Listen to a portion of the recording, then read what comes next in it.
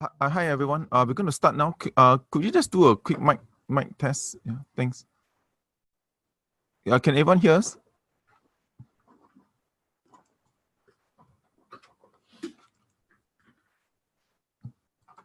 Okay. Yeah. Thanks. Okay. I will just start off first. Hi everyone. This is Paul here. Just on our weekly updates. Okay. In terms of week 44, in terms of our recent views, in terms of we'll start off with what are the key macros for last week. I think we start. Firstly was Europe. I think some of the PMIs, or at least the fresh PMIs for October, were sharply lower in Europe. They were down to almost 2-year lows for October numbers.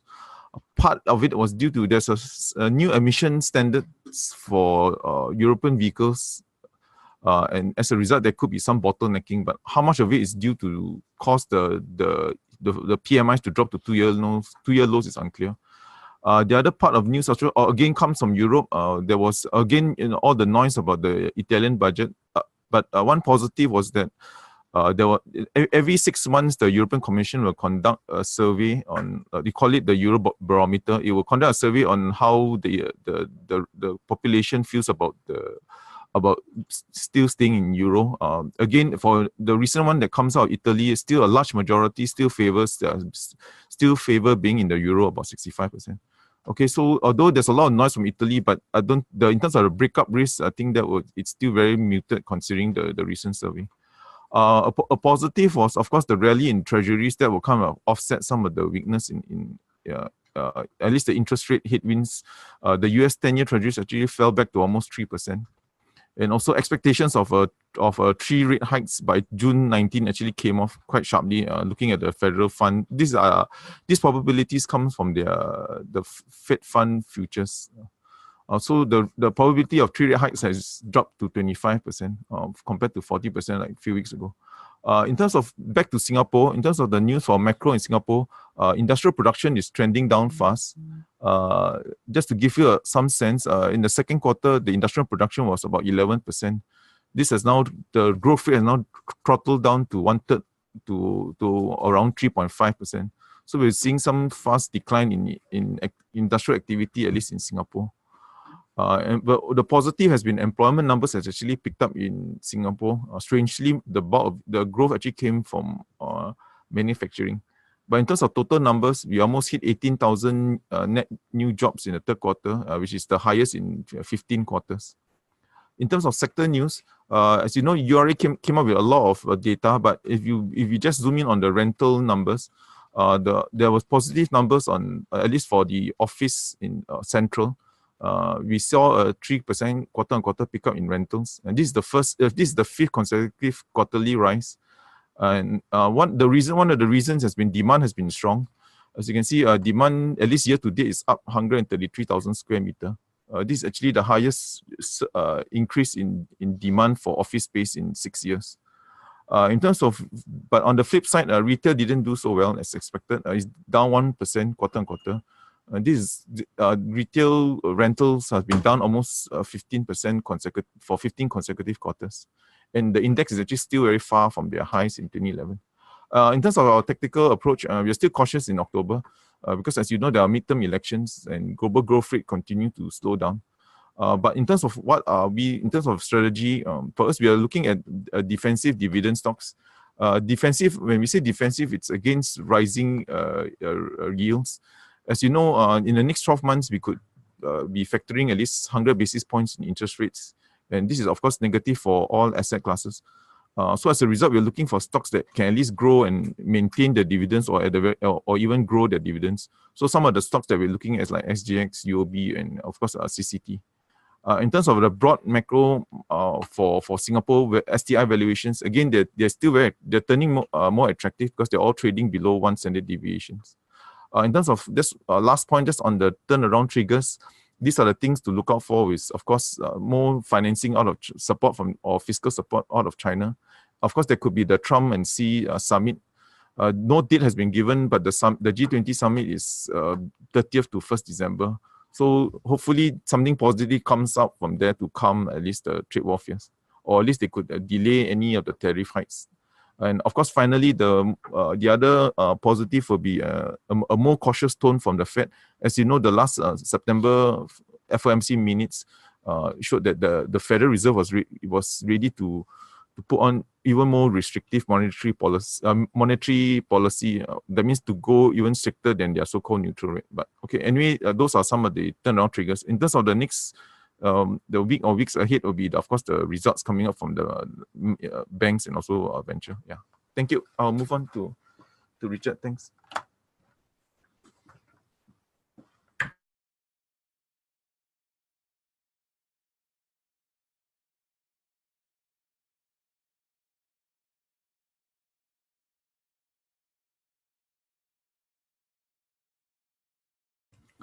Thank you, Paul. Hey, this is Richard speaking here. So I'll talk about some of the results. First is Ascendus REIT. So we are maintaining our accumulate on Ascendus REIT, target price 278, and our forecast for next 12 months distribution is 14.85 cents. That will give you a 5.8% yield based on last Friday's close. So for the results wise, you can see that gross revenue is slightly higher by 1.1%. This is due to their acquisitions that they did recently. That's in Australia and UK. If you recall, UK, they had acquired their first portfolio of 12 logistics properties, and subsequent to the quarter, they completed acquisition of their second portfolio of properties in UK. So that one is subsequent to the quarter, so it has not contributed yet.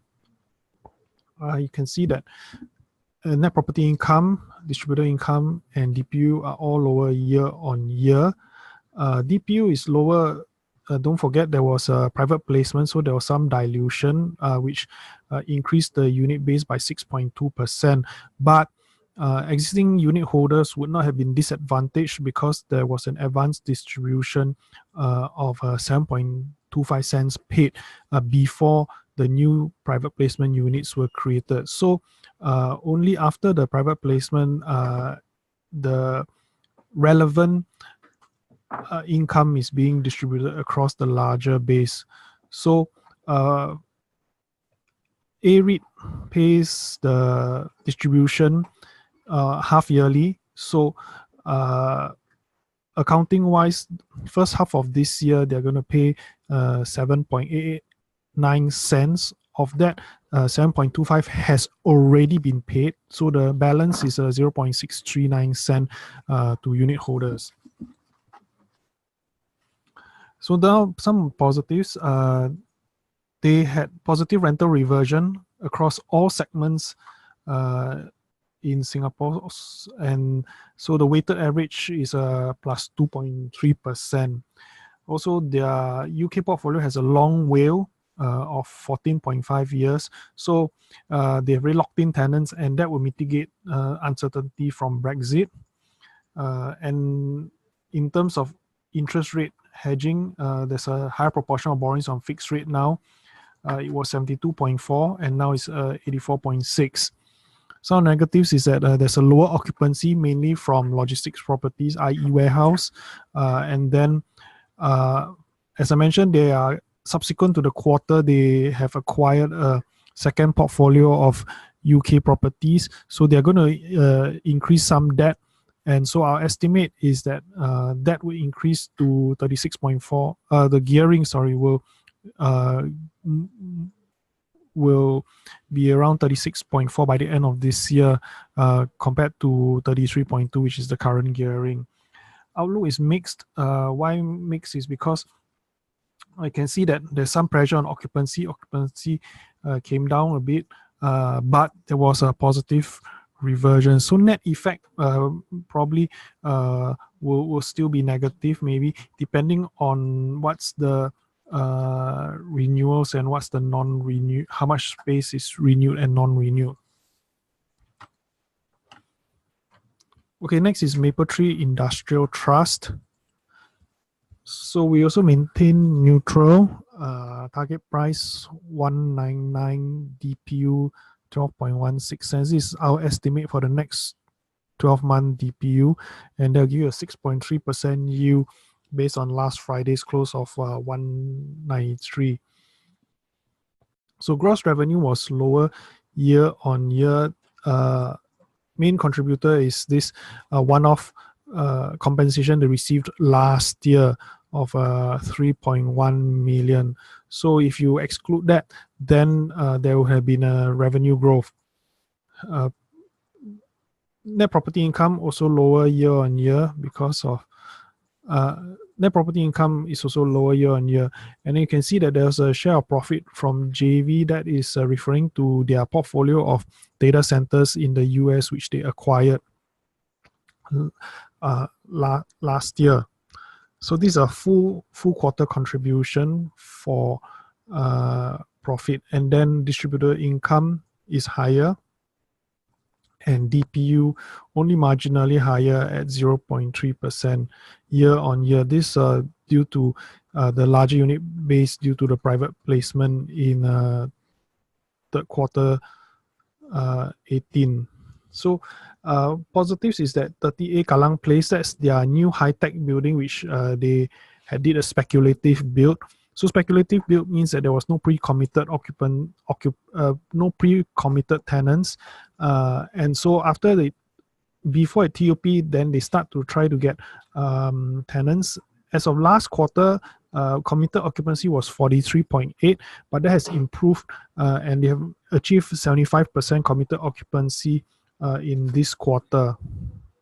Negatives is that portfolio occupancy came down quarter on quarter from 88.3 to 86.2, led by declines in their flatted factory and high-tech building segment. So take note that occupancy is also lower at A-REIT. So you can see that occupancy for Singapore industrial seems to be facing some pressure. And then for high-tech buildings, one of the reasons for the lower occupancy in high-tech buildings, it's not a structural issue, but as I said, 30A Kallang Place, they've added into the portfolio. So there's a new building in the portfolio that started off at 0 and is now slowly ramping up. So that's one of the drag to the mathematical effect of the occupancy for high-tech buildings. And then for fourth quarter, so for this quarter, there was negative reversion on a portfolio blended basis. And then this is their fourth consecutive quarter of negative reversion for Mapletree Industrial. So outlook is mixed for them.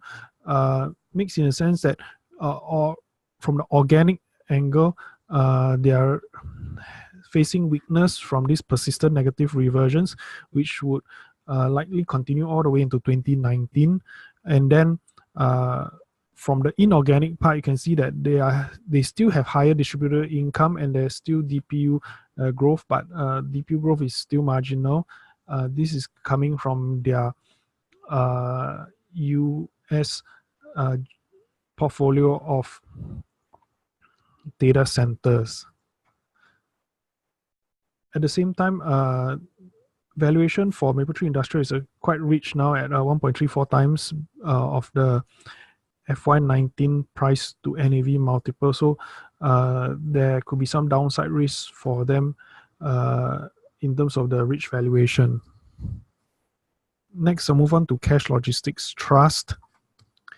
So we also maintain neutral and we have a lower target price of 75 cents. Our forecasted DPU for next 12 months is 5.81 cents. They'll give you a 8.2% yield based on last close price. So take note the yield of 8.2%, that's quite high, and we think that that's likely due to the uncertainties going forward in 2019, which we'll highlight a bit later.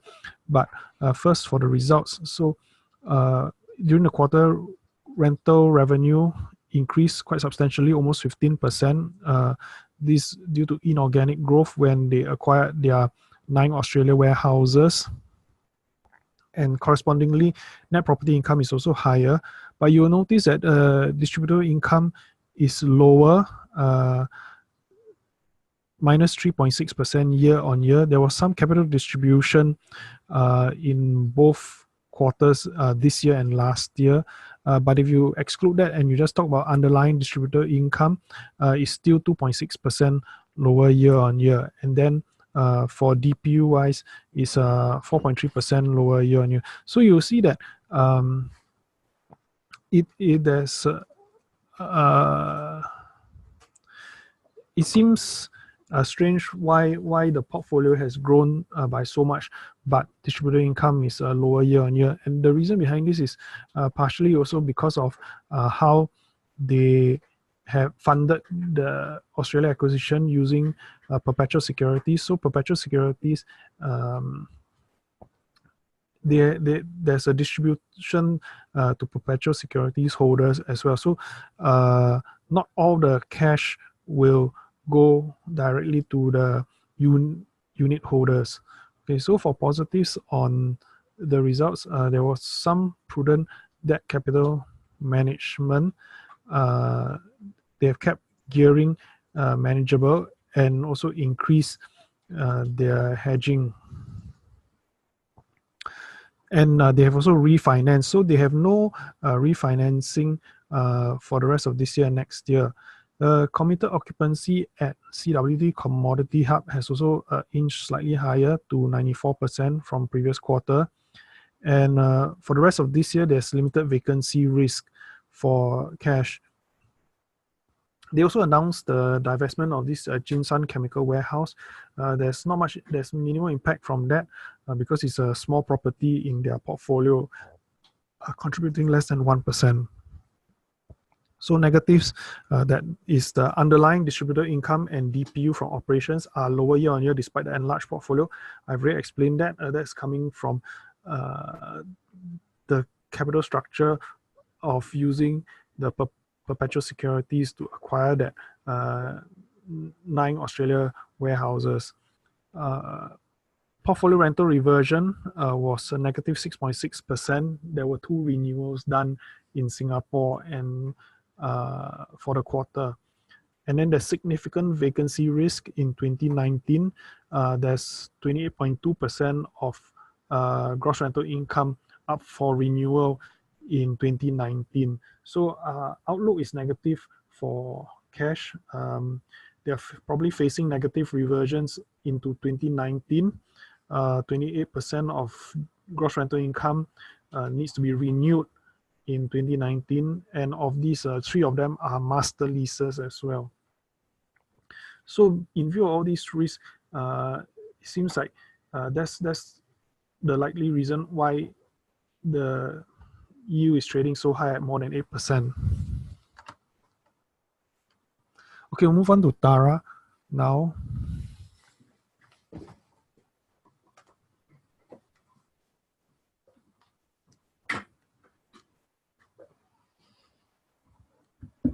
Thanks, Richard. So I'll talk about CCT's 3Q18 results. As the title suggests, AST2 was the one that boosted the portfolio occupancy. So right now, portfolio occupancy is close to 100%, and that was mainly from the ramp up of occupancy in Asia Square Tower 2.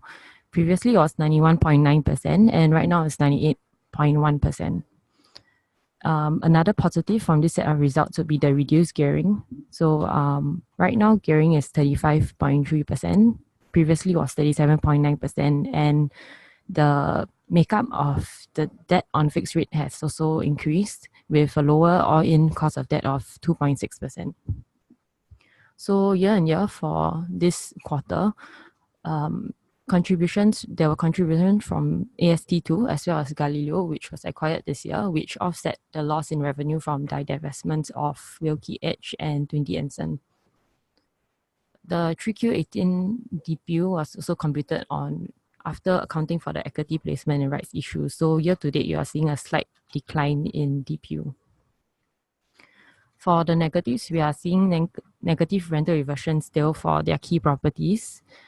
This is because the expiring rents are still higher than the spot rents. However, we expect reversions to turn positive as expiring rents continue to decline against the backdrop of healthy office leasing activity and tapering office supply in the CBD core area. So outlook-wise, it's positive now that AST2, which is CCT's biggest contributor by GRI for the office portfolio, had ramped up the occupancy within this quarter. And also, this follows the news of HSBC's one-year lease extension at HSBC building for a 36% increase in rental. You would also have known that they would be returning Bugis Village to the government from April 2019. However, they had also announced the news of recurring income from a one-year lease to the state for about $1 million. And CapitaLand had announced that they'll be investing 30 million in the co-working operator, the Work Project Kingdom, which will lease space at Capital Tower and Asia Square Tower 2. So this had also contributed to the ramp-up in occupancy in AST2. Overall, we maintain accumulate with adjusted target price of $1.90. And this translates to FY18 yield of 5.1%. So moving on to CMT, which also released their 3Q18 results. Year on year, there was higher revenue from the properties, which offset the lower revenue from the divestment of Sembawang Shopping Centre in 2Q18. And I think a positive that came out from this quarter was the successful acquisition of the remaining 70% of Westgate, which was approved shortly after they released their results. So this was accretive. We predict that this would be accretive to FY18 and FY19 DPU based on the current financing structure. And another thing was that the portfolio occupancy was stable despite ongoing AEI at Westgate and Tampines Mall. However, tenant sales growth remains muted. It's hardly up a percentage point year on year, and shopper traffic continues to decline year to date. For outlook, the catalyst for growth would be the contribution from the remaining 70% of Westgate once it's completed on 1st November and the upcoming completion of Funan. Just on Funan, as at end September, the leases signed and in advanced negotiations reached 70% for the retail component and 60% for the office component. However, for the retail component, the anchor tenant New State Technologies filed for liquidation, so that remains up in the air. And we also opined that tenant sales would need to catch up for more sustainable rental growth. Overall, we maintain neutral with a target price of $2.09.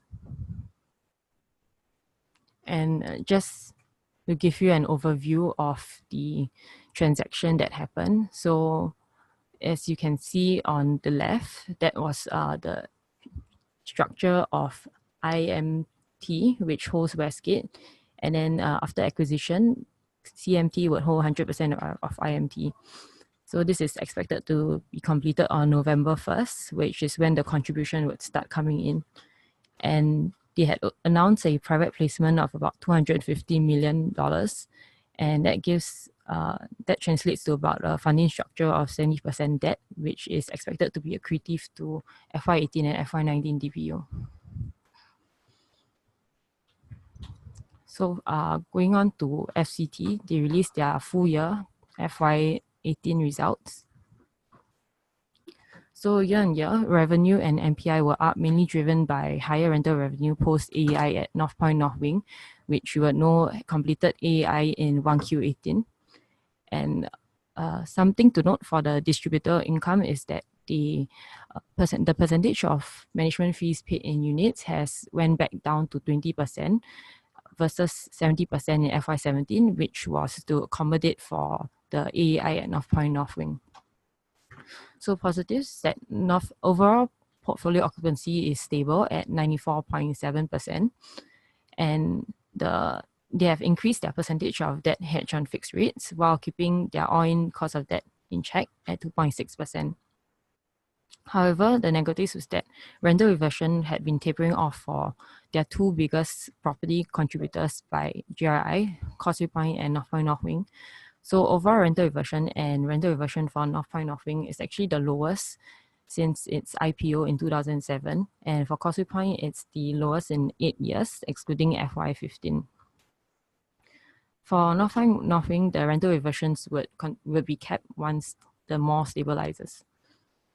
Same-store sales growth, which is the sales growth excluding North Point North Wing, continues to be tepid as well. And the lower MPI margin for this quarter is due to one-off property expenses. For outlook, there's possibility for upside in rental reversions for their biggest property contributor, Causeway Point, following the 15 million mini AAI that they announced last quarter that will take place from end Feb to December next year. And on the ground, another thing would be the addition of a strong international brand name, Sephora, which to a suburban mall like Causeway Point, which would help to pull in footfall and potentially improve tenant sales. Overall, we maintain neutral with an adjusted target price of $2.21. Meaning is not here this morning, so just flash through the slides for Singapore Exchange.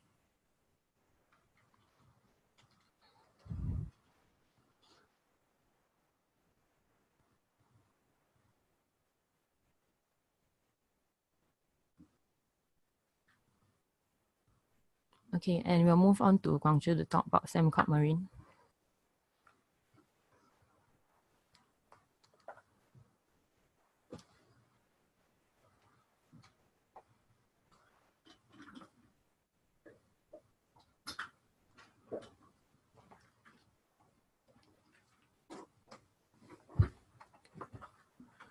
Hi, it's Guangzi here. So next is Sembcorp Marine's third Q results update.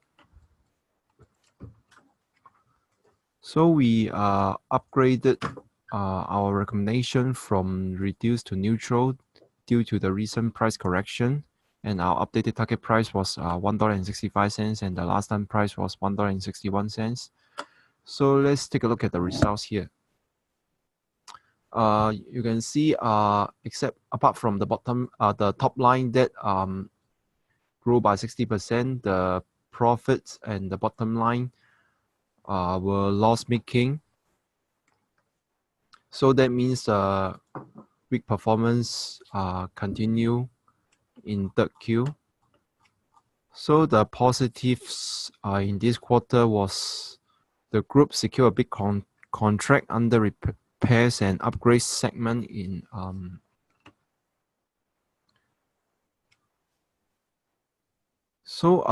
year to date, this repair and upgrade segment revenue arrived at 336 million Sing dollars, slightly down 5% year on year. However, the average revenue per vessel surged to 1.46 million Sing dollars, up 35% year on year. But if we take a look at the negatives, we hardly see a turnaround in the near term. Why? Because the issue of oversupply of offshore rigs and vessels still remain. And also due to the intense competition, the profit margins remain compressed, and the management guided that the trend of negative operating profit will continue for the next few quarters. And if we take a look at the order book, it continued to shrink. As of third Q18, the order book was around 6.4 billion Sing dollars versus last year's and 8.4 billion dollars. And the new contracts secured year to date was only 730 million Sing dollars, and all these contracts were from floater segment. So in terms of the outlook, though the oil price was back to a 4-year high recently, but we do need to focus on the sustainability of the current level. Because Sembcorp Marine's business is order book driven, so we will keep monitoring the improvement of the order books. So there are two factors we need to concentrate on. One is the upstream sector's utilization rate of the rigs and vessels, and the other one is the charter rate level. However, as of now, we only see a slight or relatively better improvement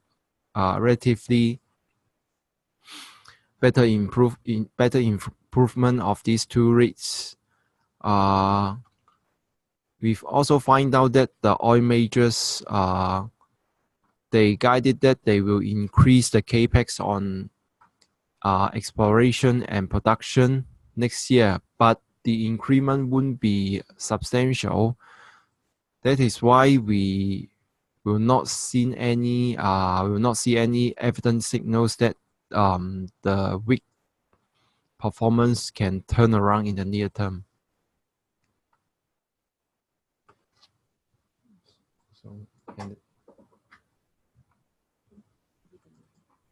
So next, I will pass on to Mike to talk about China's update.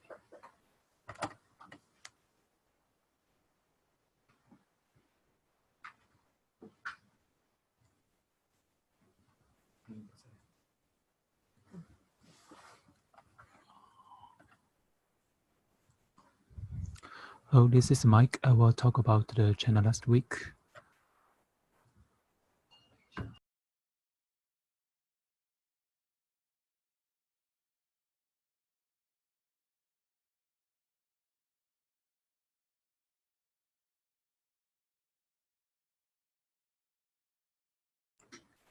For China last week, we can see the China government and the PBOCs are doing great effort to solve the share pledging problems.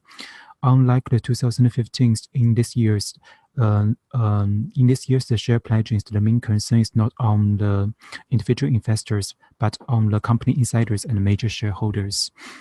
According to the Wind data, about 11% of the China's market capitalizations, or 4.3 trillion RMB has been pledged, and of which the 2.9 are facing the margin cost. So we are seeing the China government and the PBOCs are doing something to solve these problems, like allow the government fund to buy the shares. Secondly, the PBOC said is to plan to use 10 billion to help private bond to sales, but you need to know this: the 10 billion is not used to buy bond, but used as a credit spot. So if you are investing in the brokerage securities, you need to know there is a share pledging risk, and for now the situation is not being eased. For economic indicators, the profit of enterprise on September is 4.1%, lower in the fifth month in a row. It's due because of the quantities of the product being lower down, and the material price has been going up. So it's the profit of enterprises is keep going down. And for the stock recommendations, all Hong Kong research teams do bullish on the customer consumers stocks and recommend stock like Gillies and Antaspots. For this 2 week, we are looking for the China October's the PMI numbers, and for this month we are waiting for this Trump and Xi's the assumptions on G20's meetings.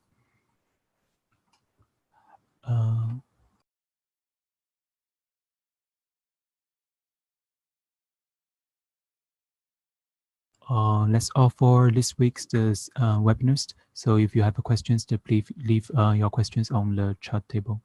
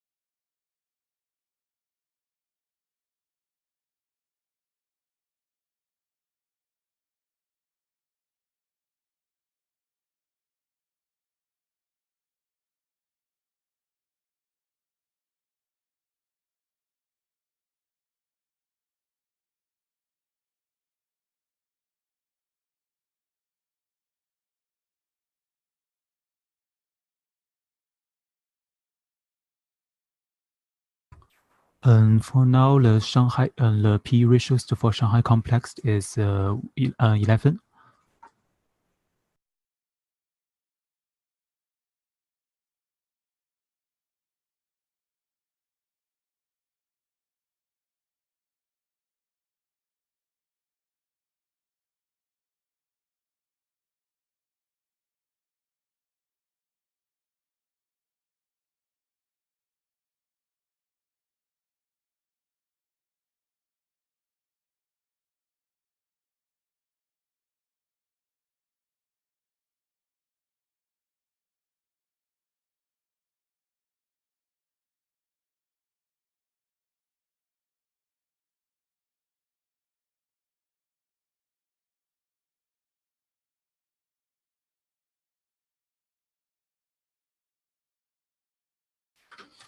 Hi, there's a question on what's the recommendation for the REITs invested this morning. So for the REITs that we presented this morning, only Ascender Street and Capital and Commercial Trust are the ones that we have accumulated calls on.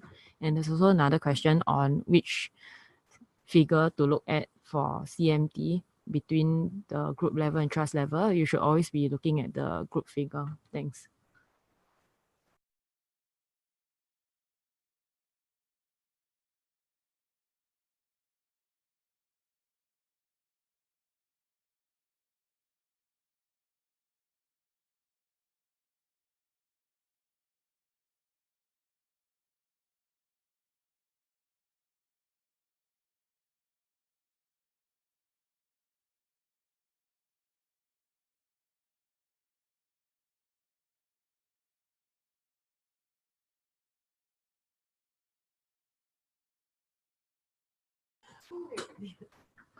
And there's a question on Mapletree Logistics. We don't cover Mapletree Logistics, but from what we see in the presentation that they uploaded, they did not disclose a timeline either. And also there's a question on how to download the slides. So you can actually go to our Stocks BNB website.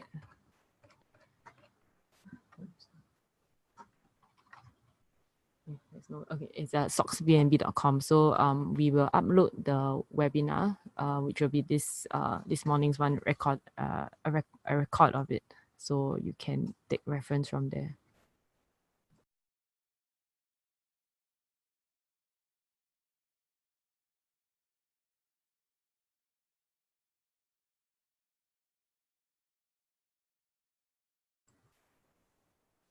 Okay, since there are no questions, we'll end the webinar this morning. Thanks. Bye.